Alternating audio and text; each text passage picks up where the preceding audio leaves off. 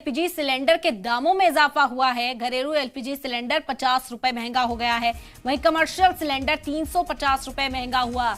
Commercial cylinder का नया दाम 2119 रुपए हो गया है। बड़ी खबर, आम आदमी को एक और बड़ा झटका। एलपीजी सिलेंडर के दामों में इजाफा हुआ है। एक बार फिर से जो बोझ है लोगों की जेब में वो बढ़ता हुआ यहां दिखाई दे रहा है। बता दें कि 50 रुपए महंगा हुआ है घरेलू सिलेंडर। कमर्शियल सिलेंडर की जो कीमतें हैं वो 350 रुपए बढ़ा दी गई हैं। अब 350 रुपए महंगा हो गया है कमर्शियल सिलेंडर। और इसी के साथ नया दाम भी आपको बता दें कि 2119 रुपए का हो गया है कमर्शियल सिलेंडर। वहीं जो घरेलू गैस सिलेंडर है एलपीजी सिलेंडर, उसमें 50 रुपए का इजाफा हुआ है। तो घरेलू गैस सिलेंडर के लिए अब 50 रुपए का भुगतान ज्यादा करना होगा, 50 रुपए की अदायगी ज्यादा करनी होगी।